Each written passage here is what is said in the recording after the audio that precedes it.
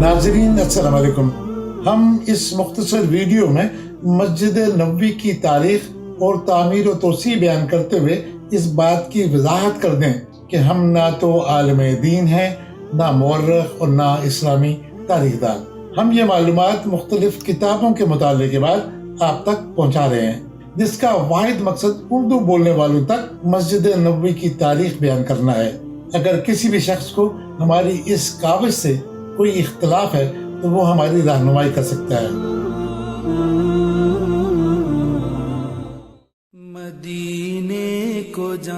Medina Munawwara कायनात अर्ज़ व समा का वो नगीना है जहाँ हर लम्हे आसमान से रहमत की रिम जिम बरसती है। आप जैसे ही मदीना मुनव्वरा में दाखिल होते हैं, मस्जिद नबवी के मीनार नजर आना शुरू हो जाते हैं। बेख्तियार जुबान से अस्सलामु अलैका या रसूलल्लाह का विर्द शुरू हो जाता है। दिल की धड़कने बेकाबू और शौक ज़ियारत बढ़ने लगता है।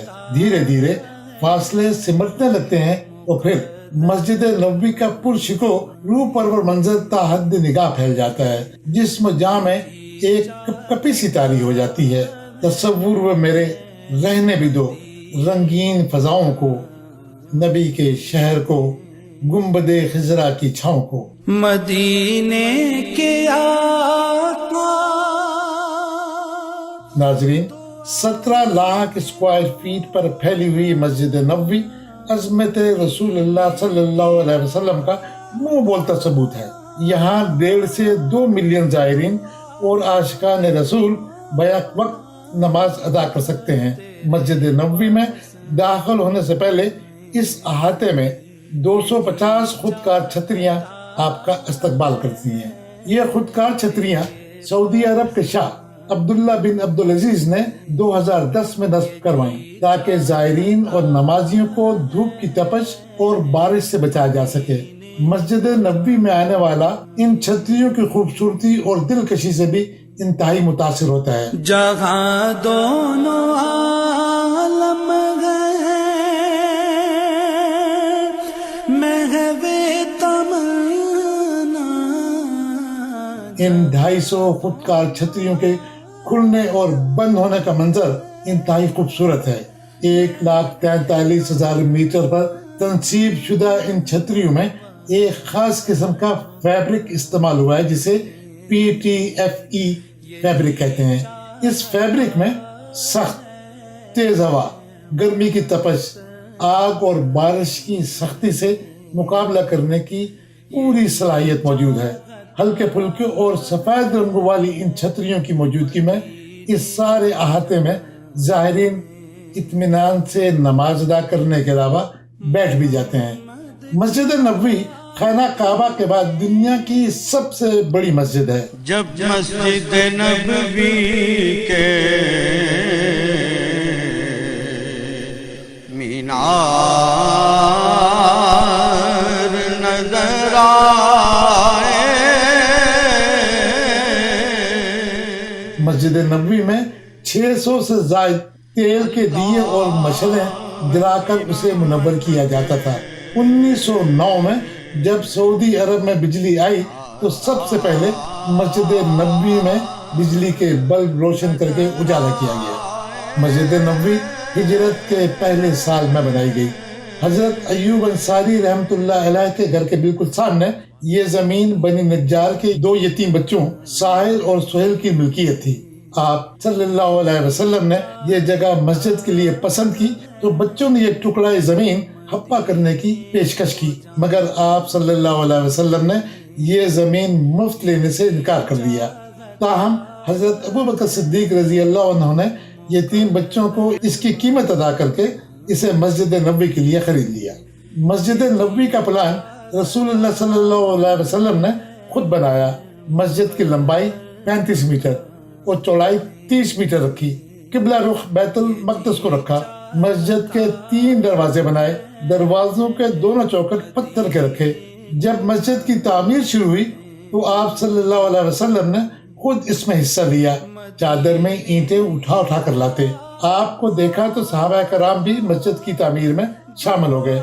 मस्जिद के आखिरी हिस्से में ایک سایہ دار جگہ بنائی جس کا نام صفہ رکھا. یہاں غریب اور نادار افراد جمع ہوتے.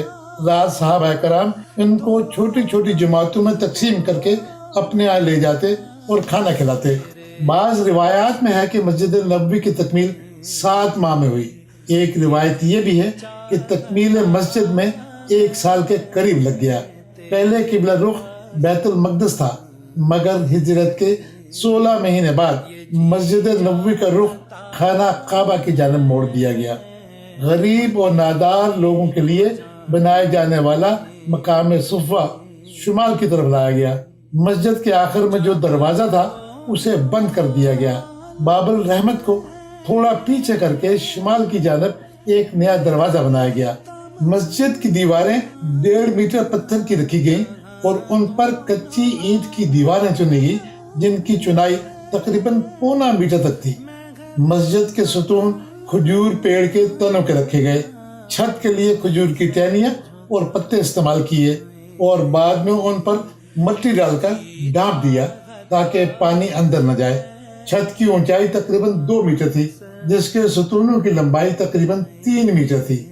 ہجرت کے 7واں سال غزوہ خیبر کے بعد آپ صلی اللہ علیہ وسلم کی نگرانی میں جناب حضرت عثمان رضی اللہ عنہ نے مسجد نبوی میں توسیع کروائی اور مسجد سے ملحقہ انصاریوں کی جگہ خرید کر آتا مسجد میں شامل کر دیا. مسجد کو رات میں کھجور کی پتیاں جلا کر روشن کیا جاتا. سن 9 ہجری میں حضرت تمیم داری مدینہ منورہ تشریف لائے تو اپنے ساتھ قندیل، تیل اور بتیاں لائے.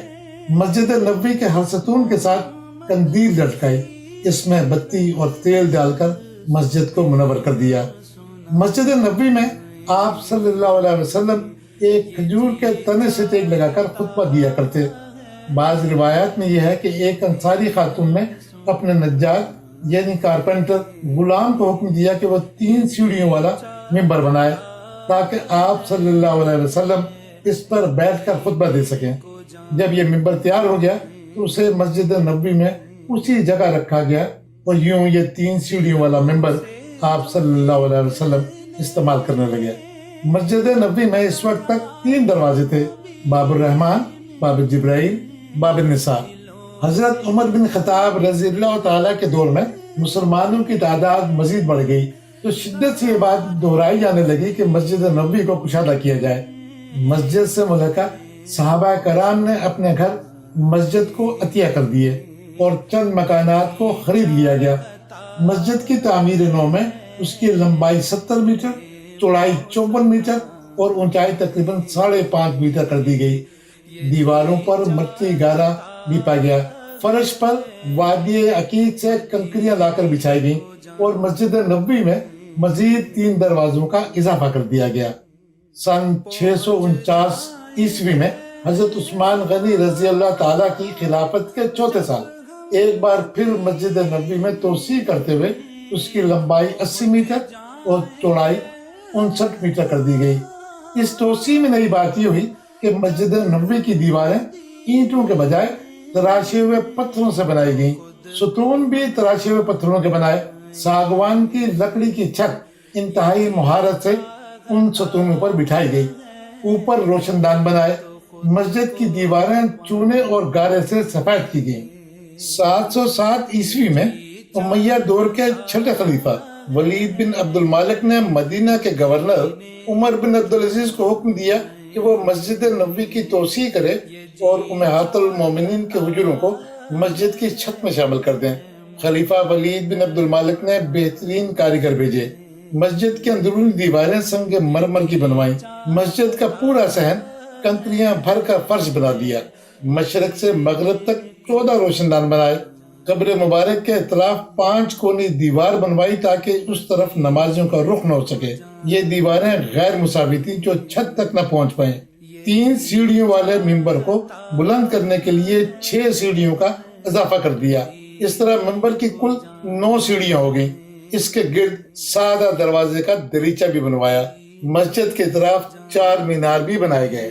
خلافت عباسیہ کے تیسرے خلیفہ ابو عبداللہ المعروف خلیفہ المہدی نے مسجد نبوی میں شمالی رخ پر 50 میٹر کا اضافہ کیا تاکہ زیادہ سے زیادہ لوگ عبادت اور روزہ رسول پر حاضری دے سکیں۔ بعض کتب میں درج ہے کہ خلیفہ المہدی نے مسجد نبوی کی دیواروں پر اپنا نام بھی لکھوا ڈالا۔ انہوں نے یہ بھی چاہا کہ ممبر رسول صلی اللہ علیہ وسلم کی 6 سیڑھیاں بھی نکال دی جائیں، لیکن مدینہ میں ان کی مخالفت ہوئی اور ان کی یہ خواہش پوری نہ ہو سکی۔ بعد میں مسجد نبوی کی دیواروں سے ان کا نام بھی مٹا دیا گیا۔ قبر مبارک پر گنبد کی تعمیر کے حوالے سے مختلف اوقات بیان کیے گئے ہیں۔ کہا جاتا ہے کہ قبر مبارک پر پہلی بار گنبد 1279 بمطابق 678 ہجری میں مملوک سلطان المنصور کلاون نے تعمیر کروایا، جو لکڑی کا تھا۔ بعض کتب میں درج ہے کہ مملوک سلطان الاشرف قائتبی نے 1476 میں قبر مبارک پر لکڑی کا گنبد تعمیر کروایا، جس کی رنگت سفید تھی۔ بعد میں اس پر نیلا رنگ بھی کیا گیا۔ 1481 عیسوی میں مسجد نبوی میں شدید آگ لگنے کے سبب مسجد نبوی کے کچھ حصوں اور قبر مبارک پر موجود گنبد کو نقصان پہنچا۔ سلطان قائتبی نے مسجد کی شاندار مرمت کروائی۔ قبر مبارک پر موجود گنبد کو لکڑی سے ہٹا کر اینٹوں کو بنوایا تاکہ مستقبل میں کسی نقصان کا اندیشہ نہ ہو۔ مسجد نبوی کا موجودہ سبز گنبد خلافت عثمانیہ کے خلیفہ سلطان محمود دوم نے 1817 اور کچھ حوالوں کے مطابق 1818 میں تعمیر کروایا۔ یہ گنبد قبر مبارک صلی اللہ علیہ وسلم کے علاوہ حضرت ابوبکر صدیق اور حضرت عمر بن خطاب رضی اللہ تعالیٰ کے قبروں کا احاطہ بھی کرتا ہے۔ اس گنبد کو پہلی بار 1837 میں سبز رنگ سے سجایا گیا، جو آج تک قائم ہے۔ خلافت عثمانیہ کے سلطان عبد المجید نے 1849 میں مسجد نبوی کی تعمیر نو شروع کی، جو 13 سال تک جاری رہی۔ مسجد کی تعمیر میں سرخ اینٹیں استعمال کی۔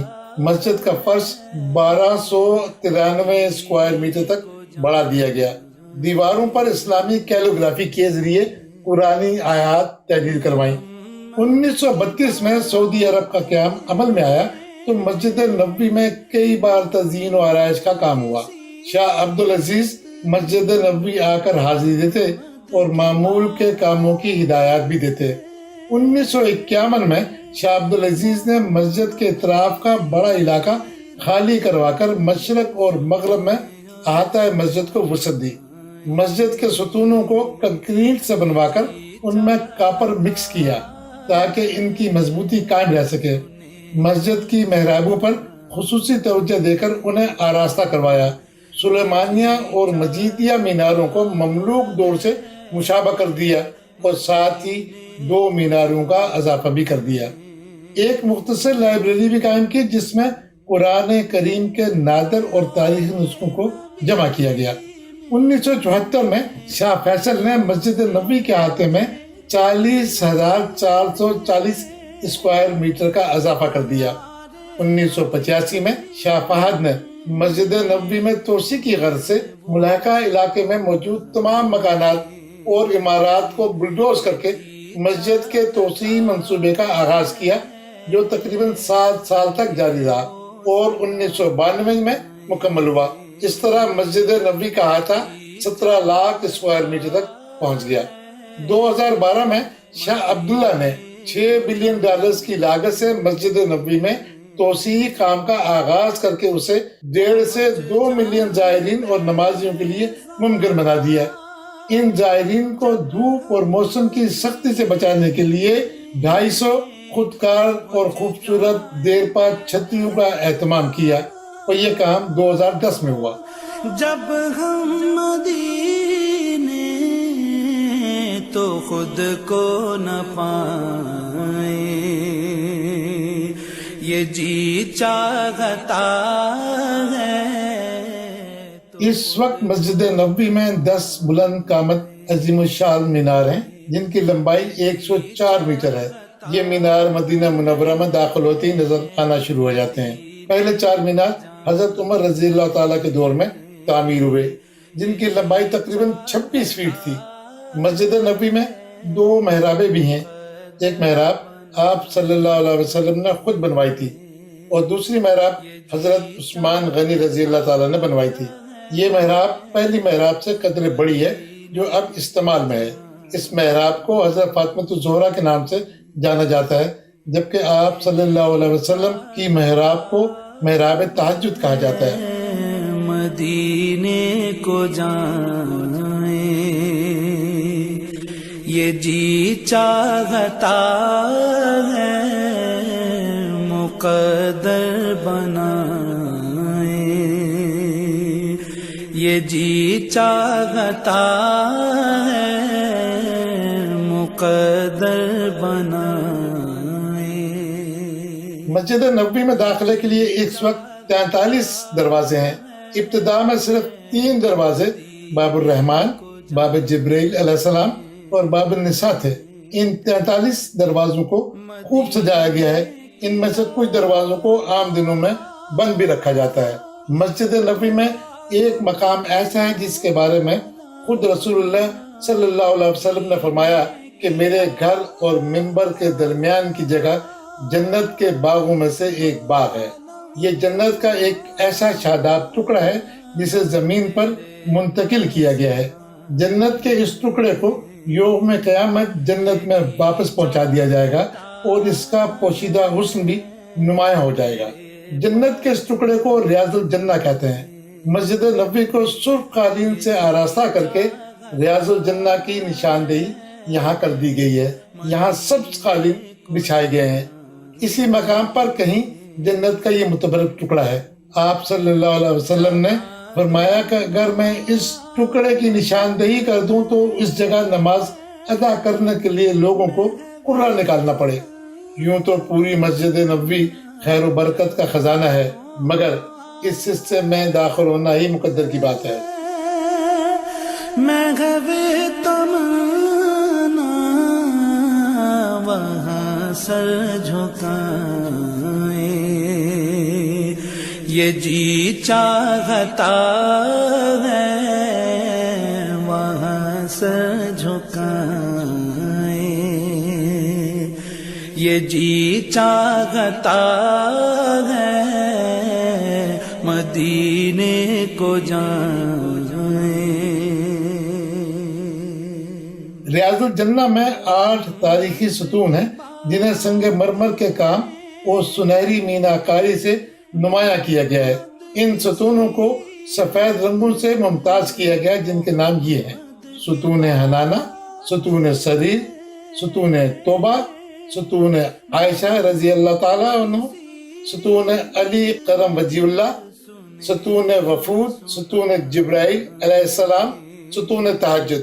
ستون جبرائیل علیہ السلام کے بارے میں آپ کو یہ بتا دیں کہ یہ ستون احاطہ قبر مبارک میں شامل ہے، اس وجہ سے زائرین اور نمازیوں کو نظر نہیں آتا۔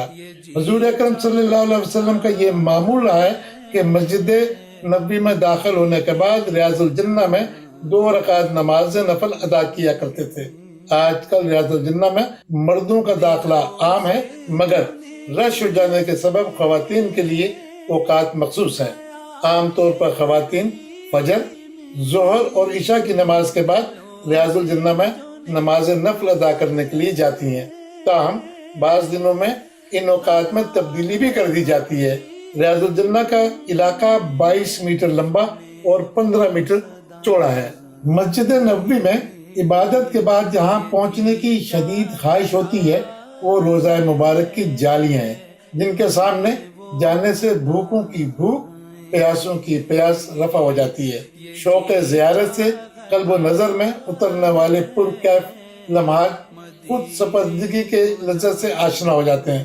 بس یہ کیفیت جھنجھوڑتی ہے کہ جب بھی ہو آستانے پر ہاتھ میں روزے کی جالیاں ہوں۔